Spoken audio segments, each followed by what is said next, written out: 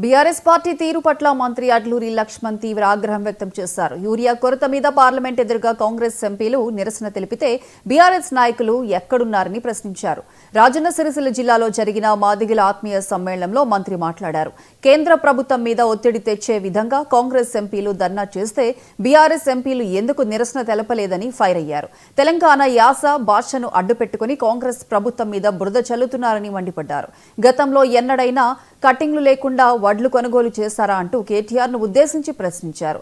Urea కోసం కాంగ్రెస్ ఎంపీలు తప్ప ఇతర ఏ పార్టీలు కూడా కనీస మద్దతు తెలపలేదని మంత్రి అడ్లూరి అన్నారు.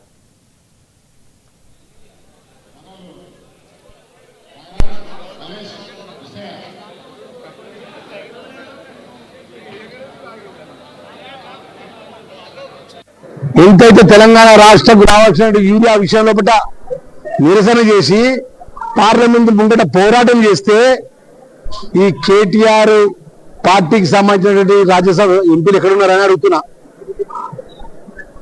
మన తెలంగాణ రైతుల పక్షాన అయితే వాళ్ళు కూడా నిరసన తెలియజేయాలి కదా కేంద్ర ప్రభుత్వం మీద, భారతీయ జనతా పార్టీ ప్రభుత్వం మీద.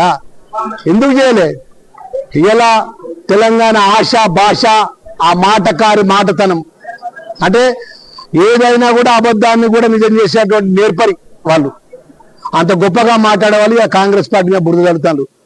ఎన్నడన్నా మా మీడియా సిరిసిల్ల గడ్డ మీద వచ్చి నేను మాట్లాడుతున్నా. ఎన్నడన్నా వాళ్ళ ప్రభుత్వం లోపల ఆరు వడ్లు కష్టపడి వడ్లు వండిస్తే ఏ రైతన్నా వడ్ల కొనుగోలు కాడ కటింగ్ లేకుండా వడ్లు కొనుగోలు చేసిందా అని అడుగుతున్నా నేను మాజీ మంత్రిని కేటీఆర్ను.